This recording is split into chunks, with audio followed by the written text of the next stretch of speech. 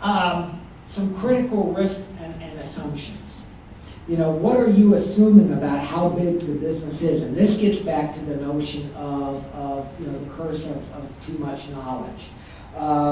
Kind of being more skeptical about how many sales calls you can make, how you're going to generate the revenue, and I'm going to give a little example in a minute on that.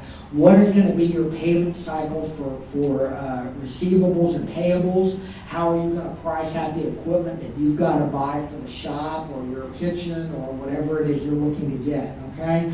Really listing all that out. And at first it may seem kind of daunting. That's okay. Just get it on a piece of paper.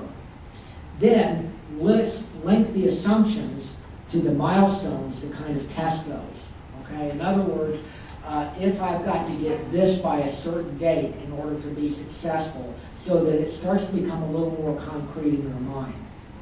Think about, what are the potential risks that you have, okay, in terms of competition or in terms of a change in market condition or whatever, all right?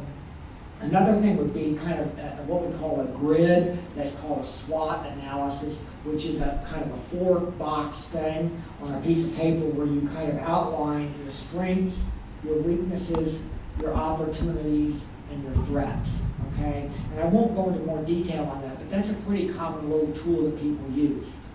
Another tool that we kind of suggest people think about for planning, and this is not to try to hurt the idea, but rather to give you the best chance of being successful. And for instance, there are people that when they go offshore to go fishing, even if it's in a 20-foot boat, they don't go out there without 3 GPSs, okay? So if the first 2 go down, by God, they can still get back to shore, okay? Is a concept called the pre-mortem. And assume that your business fails, okay? List the reasons why you think it might fail, okay?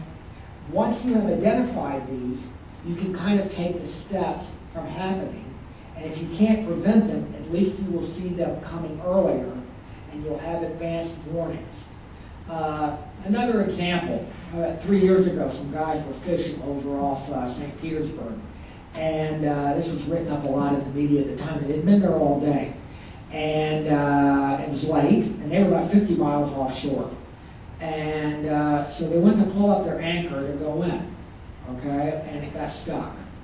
And somebody said, well, just cut the anchor and let's go, which that was the correct thing to do. But that's not what the guy did. Instead, he said, no, I'm going to save the anchor. So he ties it into the back of the boat, hits the gas. The anchor locks up on the bottom and pulls the boat underwater, and out of four guys, 1 lived, and he was on the. They found him hanging onto the boat 2 days later. Okay, and you got to think all that stuff in advance. Okay, because once you're out, once your business is up and operating and you're burning cash, it's a different kind of reality. This is the business planning process is very safe, and you've got a lot of people at SBDC and SCORE to help you. The financials. You'll want to project out 3 years of financials. And I'm going to go through these things in a moment here, the balance sheet, income, and cash flow. And again, it kind of goes back to what I said at the beginning. This will look very awkward and messy, and it's how do I know how much business I'm going to have? I don't know. It's okay. Just start with something and then kind of work through it, okay? Find out what maybe some other businesses like yours are doing. If you've been working at a car dealership or something and you have an idea for having your own garage, you've got some idea of what garages in the area might be doing in terms of sales volume, or you can ask parts suppliers, hey, how much business is so-and-so doing? And you start kind of calibrating, what does this look like? If you want to be a professional musician, ask what does the city pay to have people come over and play at the band shell every Saturday during the summer, okay? Start to get a handle on what this kind of might look like. Your capital source. As was mentioned at the beginning by Van and Bill, getting money at the beginning is tough, especially when you need it the most. It's the hardest to get, like so many things in life. And until you've got some experience, it's going to be hard to get that from a bank. You'll want to look at your break-even analysis to make sure you've got enough capital going into the enterprise to tide you over. You know, you don't want to find out that you've got a business that takes 9 months to get going and you've only got 4 months worth of cash. Because then you run out and then you can't make it and the whole thing's a big mess, and we've all seen that story a lot of times. Okay? Some of the components here. The income statement is what we call a P&L. And it records how well your business operations are being performed over time. And you may do this yourself. There's a lot of software out there, Quicken Books, or all kinds of things, TurboTax, all this allows you to do your own kind of bookkeeping, or you may hire someone to do it on a part-time basis, that sort of thing. The critical thing is that you've got a real handle on your costs as you go through this. The second thing is kind of your balance sheet, and it's kind of a snapshot of the business at a particular point in time, showing what you own and what you owe. And this is how many parts you have, what are the values of your assets, what are the value of things that you actually owe people, and so you kind of understand where you are at. And again, there's a lot of information available to help you kind of work through this. I know it can seem like a blank piece of paper right now and kind of intimidating, but that's okay. It is for everybody, and you just kind of dive in there. What you don't want to do is start the business and say, I'll work this out on the fly, because that usually does not come out well. And lastly here, as we talked about the cash flow, is understanding how well your cash, what is your cash position kind of every day, and how much cash you started the day with, where you end up at the end of the day every day, and then how then that works into a weekly, monthly, quarterly, and then yearly basis, because you want to maintain that positive cash flow, and if you're not, understanding why. Okay.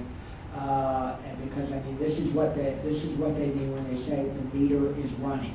So thinking about, you know, your P&L, your balance statement, and your cash flow statement are three critical areas for you from a hard numbers perspective to be aware of. Now, in terms of, we've talked about projections. Well, how do you kind of do those? Well, there are two ways. One is what we call top-down, and the other is bottom-up. And we strongly recommend the bottom-up approach. What does the top-down approach kind of look like, and why does it kind of get you into trouble? You know, and top-down would be thinking that, hey, look at how many people there are around here. God knows there could be enough room for another T-shirt shop. And it's thinking, well, I'm going to sell internet access in China. There's 1.3 billion people there. Hey, I only need, you know, 1% who want it. If I get 10%, each account's $240 a year, yada, yada, yada, and boom, there you go, and I've got $300 million business, and look how, and I'm talking about 1%, okay? And lots of people engage in this, looking at the numbers of people out there. As one of our clients said to us once, there are two kinds of Florida. There's the Florida of the tourists, and there's the Florida of the people that live here. Don't get those two things confused, okay? Because they're living in separate areas, and not everybody you see driving by is actually going to be in your target for what you're selling, because a lot of them are visitors who will be gone in 3 days, all right? So another way of looking at business is thinking about it in terms of bottom up, okay? Think about this, and this is the same business, okay, the internet in China. Each person can make 10 calls a day that actually reach a prospect. And it probably does take getting the people in person to sell a new service like that. Think about that 5% of those will convert within 6 months. I've got 240 working days in a year. Figure each sale will bring in $240. I can afford to hire 5 salespeople. So where that ends up is 10 calls, 240 days, 5% success rate at $240 per sale, and 5 salespeople. That means $145,000. That's probably a lot more realistic than $300.